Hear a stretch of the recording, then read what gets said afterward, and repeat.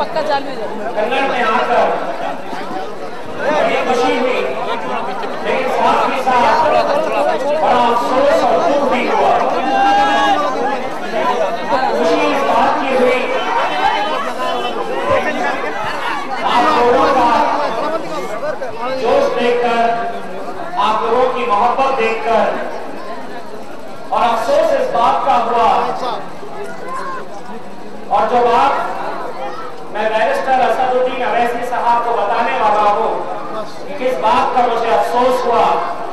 अफसोस मुझे इस बात का हुआ, कन्नड़ में आकर अगर यहाँ से भी चुनाव लड़ते तो 3 MLA होते हमारे।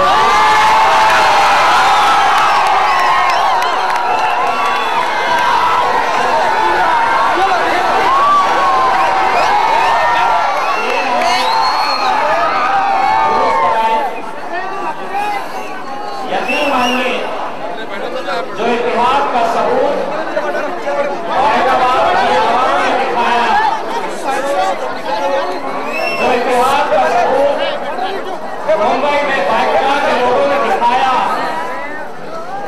अगर वही इतिहास का सबूत कन्नड़ की आवाम भी दिखाती है, तो आज मैं आपको जबान देकर जाना चाहता हूं। 2 साल बाद जब नगर परिषद का चुनाव होगा तो इंशाअल्लाह मजलिस का झंडा भी यहां पर लहराएगा।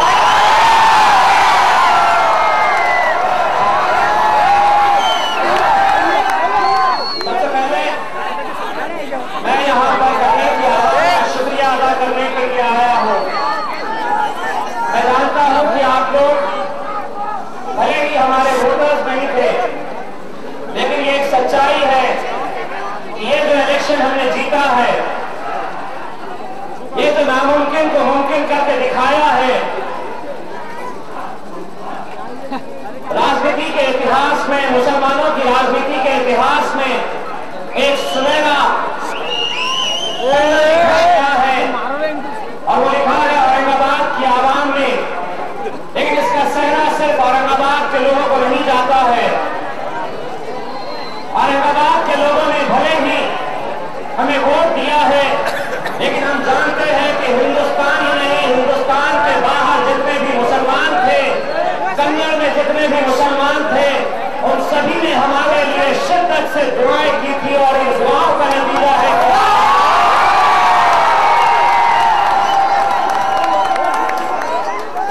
हमने ये साबित करके दिखाया है।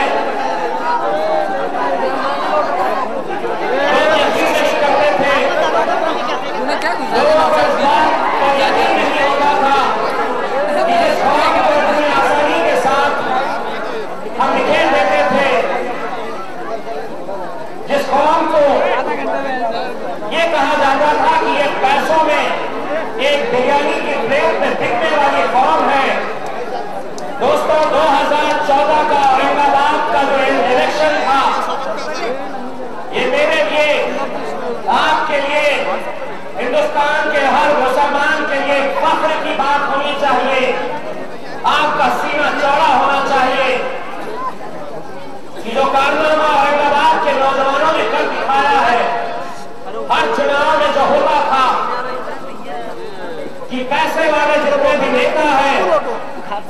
पैसा लेकर आते और वोट खरीद कर ले जाते। उन्हें ये यकीन होता था कि मुसलमान कौम बड़ी आसानी से बिक जाती है। इलेक्शन के 2 रात 3 रात 4 रात पहले पैसा लेकर आते, गली मोहल्लों में घूमते, जो दलाल नेता होते हैं गली मोहल्ले के, उन्हें पैसे देते और आपका वोट खरीद लेते। लेकिन इस बार के चुनाव में जो हुआ वो सभी का सीना चौड़ा कर देता है। ऐसे ऐसे वाकये पेश आए पूरे इलेक्शन के दौरान कि जितने भी अपोजिशन के कैंडिडेट्स थे, चाहे फिर वो कांग्रेस का हो, राष्ट्रवादी कांग्रेस का हो, शिवसेना का हो या बीजेपी का हो, मुसलमान महलों में जाते वो पैसा लेकर और मेरा नौजवान ठुकरा देता उन पैसों को भी कि नहीं हमें ठुकराए हैं, पैसे को ठुकराए हैं। और मामूली रकम की बात नहीं कर रहा हूं मैं। एक कैंडिडेट ने 14 करोड़ रुपए खर्च किया है, 14 करोड़ रुपए, लेकिन अल्हम्दुलिल्लाह उसकी जमानत जब्त हुई है।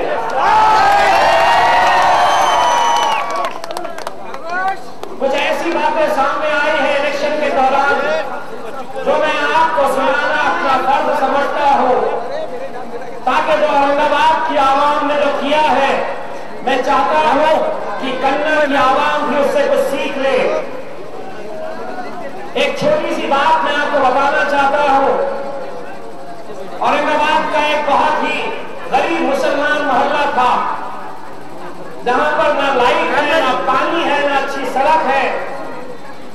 वहां पर एक कैंडिडेट गया, अपने कुछ चमचों के साथ मोहल्ले के कुछ नौजवान लड़कों को, मुसलमान और दलित नौजवानों को जमा किया, इकट्ठा किया और उन्हें 1 लाख रुपया दिया।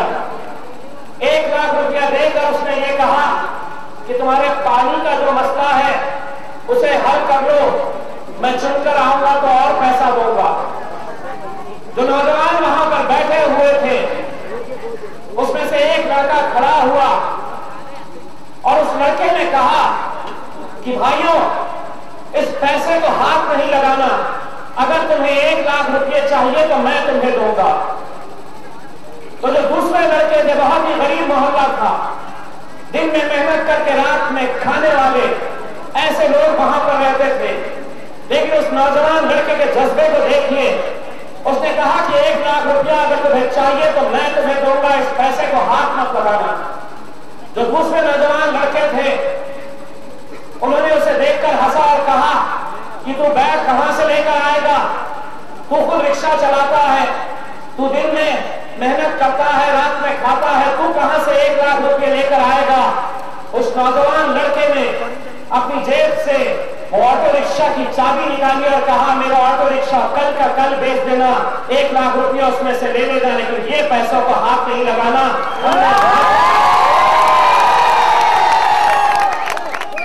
हमने मजलिस को वादा किया है, हमने बैरिस्टर असदुद्दीन अवैसी को, अकबर अवैसी को वादा किया है और हम उनके साथ धोखा नहीं देंगे। धोखा हमेशा हमारे साथ होता गया है। अगर किसी को सबसे ज्यादा अगर इस मुल्क में धोखा दिया गया है तो वो मुसलमान कौम है, वो दलित कौम है, वो पिछड़ी कौम है, जिन्हें सिर्फ इस्तेमाल किया गया है, वोटों के नाम पर सिर्फ इस्तेमाल किया गया है। एक वोट बैंक के तहत आप इलेक्शन के दौरान सिर्फ वोट डालने का अधिकार रखते थे, लेकिन सत्ता में भागीदारी आपको नहीं दी जाती। हम औरंगाबाद की आवाम को कोई सुनहरे सपने नहीं दिखाए। हमने औरंगाबाद की आवाम को यह नहीं कहा कि हम रातों रात शहर का नक्शा बदल देंगे। हमने औरंगाबाद की आवाम को यह बताया कि क्या यह आपको लगता नहीं है कि सबसे बड़ी जो माइनॉरिटी कम्युनिटी है, मुसलमान जो सबसे बड़ा माइनॉरिटी इस देश का है, क्या उनके रिप्रेजेंटेटिव, क्या आपको लगता नहीं है कि आपकी आवाज असेंबली में और पार्लियामेंट में भी उठनी चाहिए? क्या वजह है कि आज पूरे पार्लियामेंट में अगर सिर्फ मुसलमानों के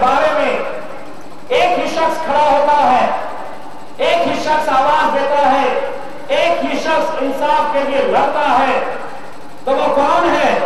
कौन है पार्लियामेंट में आप लोगों की आवाज बनकर जो खड़ा रहता है?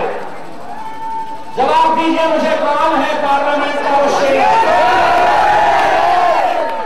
जी हाँ, क्या वजह है कि दूसरे लोग वहां पर जाकर मुक्के और बहरे बन जाते हैं?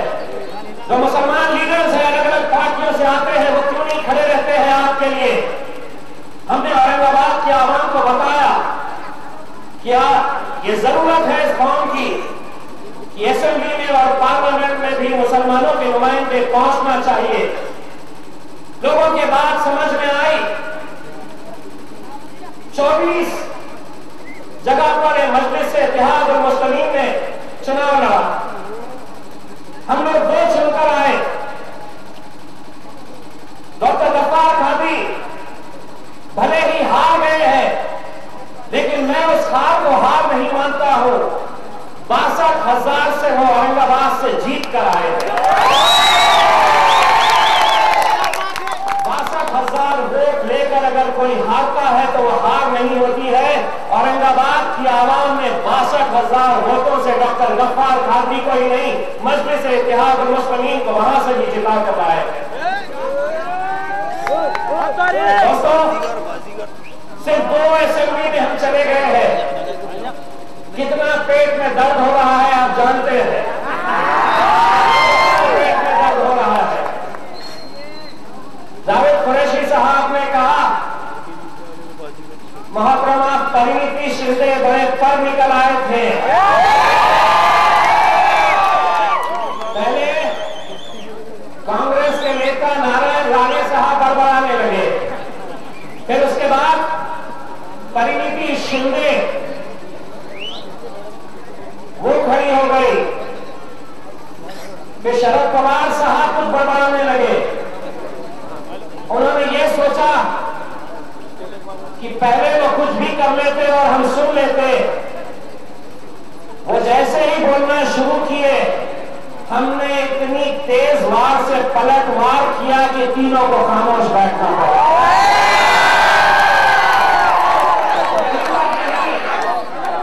यही बात नहीं, परिणीति शिंदे को तो हमने यहां तक कह दिया था कि अपने शब्द वापस लो। जो कहा है तुमने मजलिस से इत्तेहाद और मुस्लिमीन के बारे में, एक एक शब्द वापस लो, नहीं तो अदालत में खींच कर लेकर जाएंगे तुम्हें। नतीजा ये हुआ कि 2 दिन के बाद प्रेस कॉन्फ्रेंस देती है मैडम और कहती है नहीं, मेरा बोलने का तो ऐसा मतलब ही नहीं था, मीडिया वालों ने तोड़ मरोड़ कर उसे पेश किया। ये सिर्फ 2 ही एमएलए की ताकत का नतीजा है। जावेद कुरैशी साहब ने ये बताया है कि इस बार के चुनाव में 5 लाख वोट मजलिस को मिले हैं। जावेद कुरैशी साहब ने कहा है कि ये 5 को 25 हम कैसे बनाएंगे। जावेद कुरैशी साहब पूरे महाराष्ट्र में घूम कर देखिए, इंशाअल्लाह 5 के 25 नहीं, 5 के 50 लाख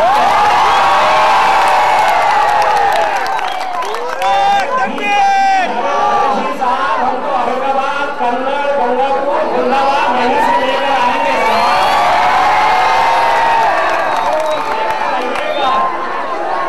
बहुत अब हमें डराने की कोशिश की जाती है। अकबर भाई का, असद भाई का पावर क्या है, सिर्फ उसकी झलक देखे हैं लोगों से। मैं अक्सर मेरे जलसों में कहता हूं कि ये जो हुआ है ये तो सिर्फ एक झांकी है, अभी पूरी पिक्चर आना बाकी है। देखते रहिए आगे क्या क्या होता है। आज अल्हम्दुलिल्लाह क्या हो रहा है देखिए। आज जब हम असेंबली में बैठते हैं, मैं और मेरे बाजू एक पठान बैठता है, वारिस पठान, पठान ही है पूरा पक्का पठान। हम बैठते हैं, एक दिन छगन भुजबल साहब ऐसा हाथ जोड़कर हमारे पास आए और छगन भुजबल साहब ने कहा भाई अगर सुन लीजिएगा। छगन भुजबल साहब आए और ऐसा हाथ छोड़कर हमारे सामने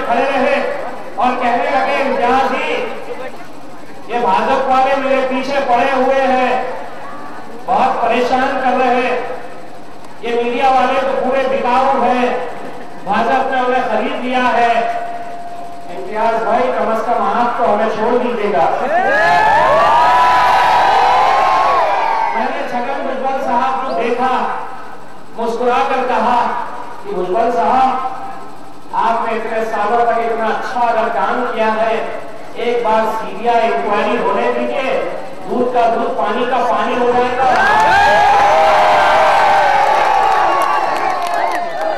एक बार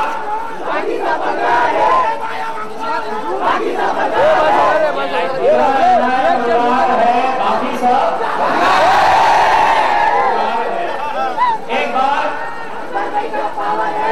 जब असेंबली में सूखे को लेकर बहस हो रही थी, दुष्काल को लेकर बहस हो रही थी, तो आप जानते हैं कि दुष्काल को लेकर एक धंधा बना दिया गया है। सूखा जब पड़ता है तो हजारों करोड़ रुपए का फंड मंगाया जाता है। मैंने असेंबली में खड़े रहकर भाषण देते हुए कहा, मैंने अध्यक्ष जी से कहा कि अध्यक्ष जी, मैं जानता हूं कि मराठवाड़ा में सूखा पड़ा है, दुष्काल है, किसान परेशान है, किसान हैरान है, उन्हें मदद करनी चाहिए। हम पूरी तरह से मानते हैं कि उन्हें मदद करनी चाहिए। लेकिन मैंने कहा कि अध्यक्ष जी, इस हॉल में जितने भी सम्मानीय सदस्य यहाँ पर मौजूद है, मैं उनसे ये पूछना चाहता हूँ कि दिल पर हाथ रखिए और जवाब दीजिए कि क्या ये हजारों करोड़ रुपया जो इस बार हम मंगा रहे हैं, या पिछले कई सालों से हम किसानों के नाम पर, दुष्काल के नाम पर हजारों करोड़ रुपया हम जो मंगाते हैं, क्या ईमानदारी के साथ वो किसानों तक पहुंचता है? अध्यक्ष जी, मैंने कहा कि नहीं, ये पैसा नहीं पहुंचता है, क्योंकि दुष्काल के नाम पर एक टैंकर माफिया काम करता है। दुष्काल के नाम पर जानवरों की छावनियों में जानवरों के आंकड़े बढ़ाकर दिखाए जाते हैं और जानवरों का चारा जानवर का और बीच के दलाल ज्यादा खा जाते हैं। तो जब मैं ये भाषण दे रहा था तो मेरे सामने ही अजीत पवार मुझे टुक करते देखते रहे और मैं इस इंतजार में था कि राष्ट्रवादी का एक भी नेता अगर बीच में कुछ बोलेगा तो वही का वही उनके कपड़े उतारता मेरे पास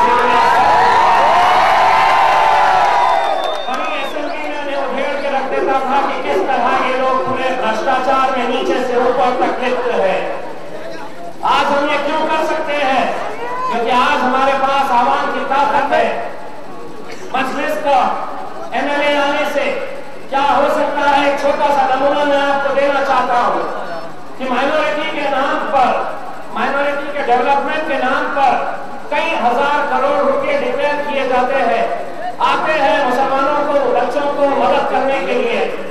अभी कुछ दिन पहले जिलाधिकारी दफ्तर में एक मीटिंग हुई, माइनॉरिटी डिपार्टमेंट के सभी लोग वहां पर, जितने भी अधिकारी थे सभी वहां पर मौजूद थे।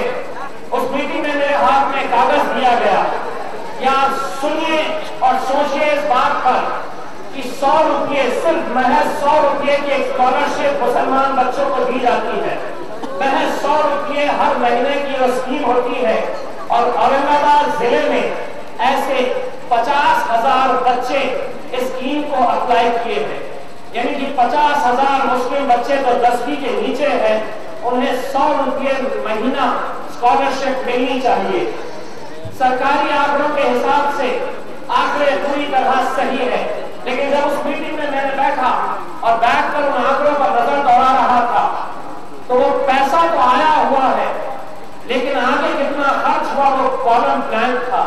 मैंने उस अधिकारी को पूछा, मैंने कहा कि ये स्कॉलरशिप की जिम्मेदारी किसके पास है? तो एक अधिकारी खड़े रहा और कहा कि साहब मेरे पास है। मैंने कहा ये कॉलम ब्लैंक क्यों है? 50,000 बच्चों को 100 रुपये मुसलमान बच्चों को स्कॉलरशिप मिलनी चाहिए, ये दी गई है या नहीं दी गई है? चौंकाने वाली बात, हैरान करने वाली बात, वो अधिकारी मुझसे ये कहता है कि नहीं साहब, ये पैसा हमारे पास तो आया हुआ है, लेकिन हम पिछले 2 साल से इन पैसों पर बैठे हैं और बच्चों को दिए नहीं। ये कितनी शर्म की बात है कि जो बच्चा 100 रुपए की स्कॉलरशिप के लिए अगर अप्लाई करता है तो उसकी कैसी इकोनॉमिक कंडीशन होगी, किस तबके से वो बिलोंग करता होगा, उसकी गरीबी का कैसा आलम होगा कि वो 100 रुपए की स्कॉलरशिप चाहता है, पैसा सरकार की तिजोरी में पड़ा है लेकिन वो पैसा तकसीम नहीं हो रहा है। वो अधिकारी को मैंने जब डांट फटकार लगाई तो उससे कहने लगा कि मैं आपको 3-4 दिन में पूरी रिपोर्ट देता हूं। मैंने भरे हॉल में उस अधिकारी से कहा कि 3-4 दिन नहीं, अभी का अभी खड़े रहो, अभी का अभी अपने अधिकारी को फोन करो और अभी मुझे बताओ कि इसके पीछे कौन जिम्मेदार है। जो भी जिम्मेदार होगा मैं सरकार से अपील करूंगा कि उसे सस्पेंड करना चाहिए। ऐसे बहुत सारे मुद्दे हैं, ऐसे बहुत सारे मुद्दे हैं जिनकी जरूरत महसूस होती है। आज जब कन्नड़ शहर में हम आए तो कितनी बदहाली है ये देखकर बड़ा अफसोस हुआ। मैं हमेशा हर शहर में जाकर ये बात कहता हूं कि हर शहर में 2 शहर बसते हैं, कन्नड़ शहर में भी 2 शहर बसते हैं। एक वो शहर होता है जहां पर हर चीज अच्छी मिलती है, एक ये शहर है जहां पर आप लोग रहते हैं, जहां हम रहते हैं, जहां गंदगी मिलती है, जहां सड़कों की बुरी हालत रहती है, जहां बिजली नहीं होती है, जहां पानी नहीं रहता है। ये हर शहर की हालत है और ये इस वजह से है कि आप अपने नुमाइंदों को असेंबली में, पार्लियामेंट में या महानगर पालिका में नहीं भेजते। अब जिन्हें भेजते हैं, जिन्हें भेजते आए हैं आज तक, वो लोग वहां पर जाकर सिर्फ अपना फायदा किस तरह से हो ये देखते हैं, आवाम की भलाई के बारे में नहीं सोचते। अब आपको इस बात पर सोचना होगा कि आपको अपनी मजलिस को ताकतवर बनाना होगा। एक डर का माहौल तैयार किया जा रहा है पूरे महाराष्ट्र में। इस तरह का एक बॉम्ब बनाया जा रहा है कि मजलिस इत्तेहाद मुस्लिमीन अब महाराष्ट्र में आ गई है तो माहौल खराब हो रहा है, माहौल खराब होने वाला है। सिर्फ मजलिस इत्तेहाद मुस्लिमीन दोस्तों एक ऐसी पार्टी है जिसके कायद बैरिस्टर असदुद्दीन अवैसी ने साफ कहा है कि हम हर समाज, हर तबके, हर गरीब इंसान, हर दलित, हर पिछड़े वर्ग के लोगों को हम साथ लेकर चलना चाहते हैं। ये मुल्क मेरा है, ये मुल्क आपका है, किसी के बाप की जागीर नहीं है। तो क्या वजह है कि आज जब रिजर्वेशन की बात आती है, रिजर्वेशन की जब बात आती है तो आप मराठाओं को रिजर्वेशन देने की बात करते हैं लेकिन मुसलमानों के रिजर्वेशन के ऊपर कोई भी कहने से घबराता है। हम किसी के भी रिजर्वेशन के खिलाफ नहीं है। आप मराठाओं को 16% नहीं 20% दे दीजिएगा, हमें कोई एतराज नहीं है, लेकिन मुसलमानों को उनका 5% रिजर्वेशन मिलना चाहिए, मिलना चाहिए। और ये इसलिए नहीं मिलना चाहिए कि मुसलमान चाहते हैं, ये सरकार की कमिटीज थी, गवर्नमेंट की कमिटीज थी। पिछले 15 सालों में सरकार महाराष्ट्र में किसकी थी? कांग्रेस और राष्ट्रवादी कांग्रेस की सरकार थी। देखिए किस तरह उनकी नीयत में खोट थी। आज की जो सरकार है बीजेपी और शिवसेना की, वो तो सामने आई और सामने आकर ये कहती है कि नहीं, हम सिर्फ मराठाओं के रिजर्वेशन की बात करेंगे, हम मुसलमानों के रिजर्वेशन की बात नहीं करेंगे। लेकिन जो कांग्रेस की और राष्ट्रवादी कांग्रेस की पिछले 15 सालों की सरकार थी, जो आपके वोटों के बलबूते पर पिछले 15 सालों से वो सत्ता में रही है, उनकी नीयत कितनी खराब थी ये भी देख लीजिएगा। पहले रंगनाथ मिश्रा की कमेटी अपॉइंट की गई ये देखने के लिए कि साहब आप स्टडी करिएगा कि मुसलमानों की हालत कितनी खराब है। रंगनाथ मिश्रा ने अपनी रिपोर्ट दी, उसमें कहा कि मुसलमानों की हालत सचमुच ही बहुत खराब है। मुसलमानों का एजुकेशन परसेंटेज पूरे हिंदुस्तान में अगर किसी एक कौम का एजुकेशन लेवल सबसे कम है तो वो सिर्फ मुसलमानों का है। लेकिन वो रिपोर्ट आई और सरकार ने उसे फेंक दिया, पूरे दानी में डाल दिया। फिर मुसलमानों को खुश करने के लिए एक बार फिर चुनाव आया तो सच्चर कमीशन को लगाया गया। सच्चर कमीशन को यही बोला गया कि साहब आप एक काम करिए, आप देखिएगा कि मुसलमानों की हालत कितनी खराब है, आप अपनी रिपोर्ट दीजिएगा और फिर उसके बाद हम सोचेंगे। सच्चर कमीशन ने पूरे हिंदुस्तान भर में घूमा, अपनी रिपोर्ट पेश की और यही कहा कि मुसलमानों की हालत कितनी खराब है। यहाँ तक कहा गया कि मुसलमानों की हालत कई दलितों से खराब है, एजुकेशन परसेंटेज लिटरेसी जो है वो सबसे कम मुसलमानों में है, सबसे ज्यादा अनपढ़ लोग मुसलमानों में है। ये भी रिपोर्ट जब पेश की गई सरकार के पास, कांग्रेस और राष्ट्रवादी कांग्रेस की सरकार के पास, उस रिपोर्ट को भी कूड़ेदानी में डाल दिया गया। फिर इलेक्शन आया, फिर महमूदुर रहमान कमेटी बनाई गई। महमूदुर रहमान कमेटी को भी यही कहा गया कि आप मुसलमानों की हालत के बारे में स्टडी करिए। महमूदुर रहमान कमेटी ने यही कहा जो रघुनाथ मिश्रा ने कहा, सच्चर कमेटी ने कहा कि मुसलमानों की हालत बहुत खराब है। अगर पिछले 15 सालों में अगर ये रिपोर्टें आई थी तो ये कांग्रेस और राष्ट्रवादी कांग्रेस की जिम्मेदारी थी कि 15 सालों में वो बड़ी आसानी के साथ एक बिल लेकर आ सकते थे और मुसलमानों को ये रिजर्वेशन दे दिया जाता। लेकिन लोकसभा के चुनाव हुए, लोकसभा में भारी हार का सामना कांग्रेस को करना पड़ा। राष्ट्रवादी कांग्रेस की भी दुकान बंद हो गई, सिर्फ 6 सीटें उन्हें दोनों को मिलाकर मिली। तब उन्हें एहसास हुआ कि मुसलमान हमसे दूर जा रहा है। इलेक्शन से महज 2 महीने पहले, इलेक्शन से सिर्फ 2 महीने पहले ये एक ऑर्डिनेंस लाया गया कि मुसलमानों को हम 5% रिजर्वेशन देते हैं। मैं उनसे ये सवाल करना चाहता कि 15 साल आप सरकार में थे, आपकी ऐसी क्या मजबूरी थी कि आप मुसलमानों को रिजर्वेशन नहीं दे सकते थे? आप दे सकते थे, लेकिन आपकी नीयत साफ नहीं थी। आपकी नीयत साफ नहीं थी, इसीलिए सिर्फ इलेक्शन में आपके वोट एक बार बटोरने के इरादे से आपको ये लालच दिखाया गया था कि देखिए हमने तो आपको 5% रिजर्वेशन दिए। नतीजा ये हुआ कि अदालत ने से न मराठाओं को न मुसलमानों का 5% एजुकेशन का रिजर्वेशन तो अदालत ने रखा। तो अब क्या सरकार की ये जिम्मेदारी नहीं थी कि 5% अगर एजुकेशन में रिजर्वेशन है तो 5% नौकरियों में भी रिजर्वेशन मिलना चाहिए? लेकिन नहीं, सरकार ने वो रिजर्वेशन कैंसिल कर दिया। हमारा यही कहना है कि जो नौजवान बच्चे कॉलेजों में पढ़ेंगे, 5% रिजर्वेशन उन्हें पढ़ाई के लिए तो मिल जाएगा, लेकिन आगे चलकर उन्हें नौकरी नहीं मिलेगी।